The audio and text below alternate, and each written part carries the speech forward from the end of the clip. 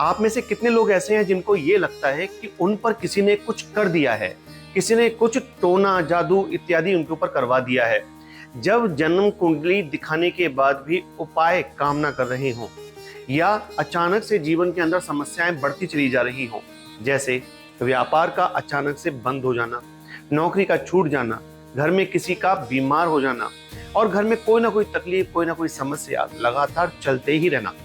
जब ये हालात पैदा होते हैं ना, तो क्या होता है कि जन्म कुंडली हम किसी ज्योतिषी को दिखाते हैं, और बहुत दफा जब जन्म कुंडली के उपाय करने के बाद भी कोई परिणाम नहीं मिलता, तो बाद में मन के अंदर एक विश्वास जागृत होता है कि शायद किसी ने कुछ हम पर करवा दिया है, कुछ तो ऐसा है जिसकी वजह से ये सारी समस्याएं जन्म ले रही हैं। और ऐसे में हम उन लोगों से जाकर के मिलते हैं जो इन्हीं समस्याओं के जो है फील्ड में होते हैं, जैसे जादू टोना उतारने वाले, तंत्र मंत्र करने वाले।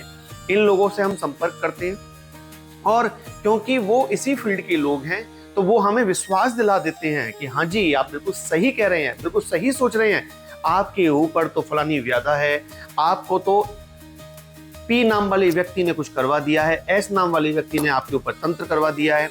मतलब ऐसे अक्षर भी दे देते हैं नाम के, ताकि आदमी दिमाग लगाता रहे, पता नहीं कौन होगा ऐसा, इस नाम का तो मेरा एक रिश्तेदार है, इस नाम का तो मेरा फलाना फलाना व्यक्ति है, मेरा मित्र है, मेरा दोस्त है, मैंने पार्टनरशिप में एक व्यक्ति से काम किया था, उसका नाम इस लेटर से शुरू होता है। ऐसे हम फिर अपने दिमाग में ना इधर उधर की बातें सोचते रहते हैं और विश्वास कर लेते हैं कि शायद उस व्यक्ति ने ही ऐसा कुछ किया होगा।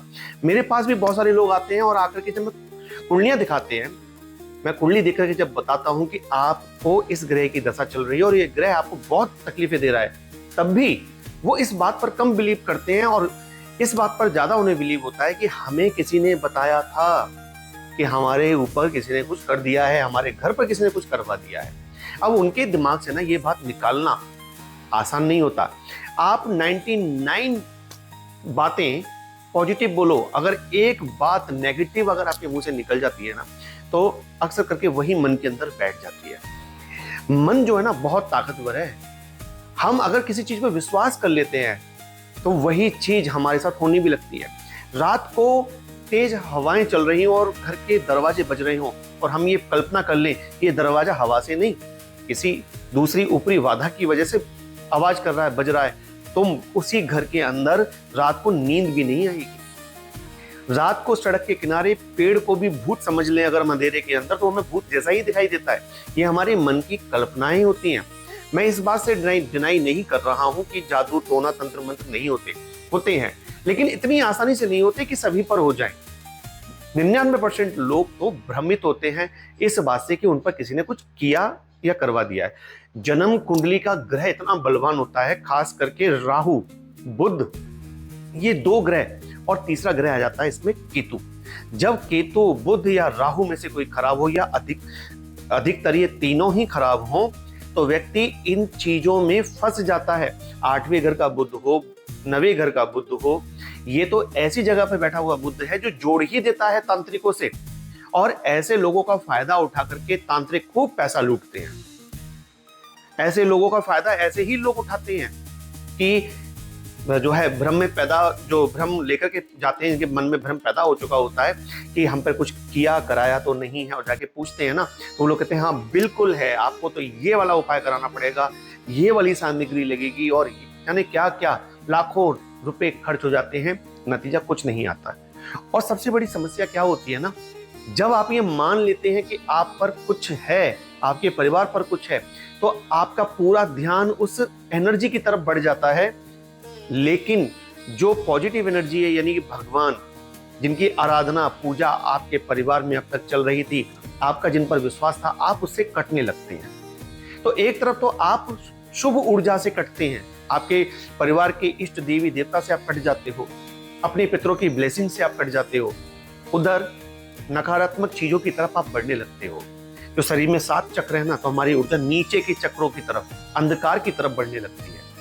वो विश्वास कर लेती है कि नहीं, अगर तेरा काम नहीं बन रहा है ना, तेरी नौकरी छूट गई है, तेरा व्यापार नहीं चल रहा, तेरे घर में रोग नहीं जा रहे, तो किसी न किसी ने कुछ कराया है, उसी वजह से हो रहा है। तो सबसे पहले आपको स्वीकार करना होगा इस बात को कि आपकी जो ऊर्जा है ना वो इतनी ताकतवर है कि कोई कुछ भी कर ले, आप पर उसका कोई असर नहीं पड़ने वाला है। अपने चक्रों में अपनी ऊर्जा को ऊपर की तरफ बढ़ाओ ना, अपने मन को इतना ताकतवर बनाओ, ये अपने आप को कमांड दो। तो इससे सबसे पहले क्या होगा, इससे सबसे पहले ये होगा कि आप जो नेगेटिव सोच रहे थे वो थॉट्स आपके खत्म होंगे, और फिर आप एक अच्छी सोच के साथ जब आगे बढ़ेंगे तो आपको रास्ते भी मिलेंगे। और अगर कुछ किसी ने कर भी दिया है ना, तो उसके उपाय मैं आपको बता रहा हूँ, वो घर के अंदर करिए। देखिए, अगर किया कराया भी है तो वो भी उससे खत्म होने लगेगा। घर के अंदर नियम बना लो कि फिटकरी का चूरा, यानी कि थोड़ा सा पाउडर फिटकरी का, थोड़ा सा लाहौरी नमक जो व्रत में खाया जाता है, वो नमक डाल करके घर के अंदर रोज पोंछा लगाइए, तो घर के अंदर जो नकारात्मक एनर्जी है ना वो चली जाएगी। दूसरे नंबर पे, घर में रोज शंख बजाइए, पूजा में रोज शंख बजाइए। शंख बजाने से जो नकारात्मक एनर्जी कहीं ना कहीं किसी ना किसी रूप में होगी वो कटेगी। और घर का वास्तु में अगर मैं बात कर रहा हूं तो कोना, घर के जो कोने होते हैं जिनकी साफ सफाई हम सालों साल नहीं करते, आप उन कोनों की सफाई कर दो, वहां गंगाजल छिड़क दो, क्योंकि सबसे ज्यादा नेगेटिव एनर्जी कोनों में ही छिपी हुई होती है। तो आप उनकी साफ सफाई कर दीजिए, ठीक है ना। बेड के नीचे जरूर सफाई करो। बहुत से लोगों के घरों के अंदर ना बेड के नीचे ही झाड़ू नहीं लगती, कूड़ा करकट सब बेड के जब भरा रहता है, उसी पे आप सोते हो, तो आपको विचार कैसे आएंगे, आपको नींद कैसे आएगी, आपको सपने कैसे आएंगे, अब स्वयं ही सोच लीजिए। अब बेड जो आने लगे हैं ना, उनके अंदर बॉक्स होते हैं, उसमें दुनिया भर का कबाड़ा भरा हुआ होता है, उसके अंदर दुनिया भर के बर्तन, स्टील के बर्तन, कांच, क्रॉकरी, बंद घड़ियां, इतना सब कुछ भर के उसके ऊपर आप सो रहे हो, तो आपको कैसे विचार आने वाले हैं इसका अंदाजा आप स्वयं ही लगा लीजिए।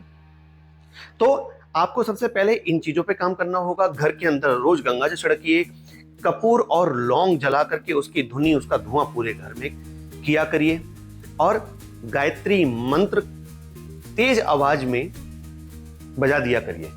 इससे घर का जो माहौल है, वातावरण है, वो पूर्ण तरीके से शुद्ध हो जाएगा। और हनुमान चालीसा का पाठ घर में जरूर होना चाहिए। अगर शनिवार मंगलवार को सुंदरकांड का पाठ थोड़ा तेज बोल करके करेंगे आप, तो बहुत अच्छा रहेगा। आप करके तो देखिए इन सब चीजों को, लेकिन परमात्मा पे विश्वास पहले जोड़िए, तब आपको नतीजे मिलेंगे। और सबसे पहले ये मानना बंद कर दीजिए कि आप पर किसी ने कुछ कर दिया है, क्योंकि कुंडली ही डिसाइड करती है। अगर किसी ने कुछ करना भी होगा ना, तो भी कुंडली का बुध और राहु और केतु यही रास्ता देंगे करने को लेकर के। तो आप पॉजिटिव बनिए तो चीजें पॉजिटिव होंगी, और इन उपायों से जो चीजें हो भी रही होंगी वो भी दूर हो जाएंगी। अब आप कमेंट में मुझे ये बताइए कि क्या आपको भी लगता है कि आप पर किसी ने कुछ कर दिया है, और आपकी कुंडली में राहु, केतु और बुध कौन से घरों में बैठे हुए हैं, ये आप मेरे को कमेंट करिएगा। वीडियो को यहाँ तक देखा है ना, तो कमेंट में हर हर महादेव जरूर लिख करके जाइएगा, और इस वीडियो को आगे शेयर कर देना, किसी न किसी के काम आ जाएगी। हो सकता है कोई और भी इसी तनाव को लेकर के जी रहा हो। जल्दी मिलता हूं, अपना ध्यान रखिए। जय माता की, हर हर महादेव।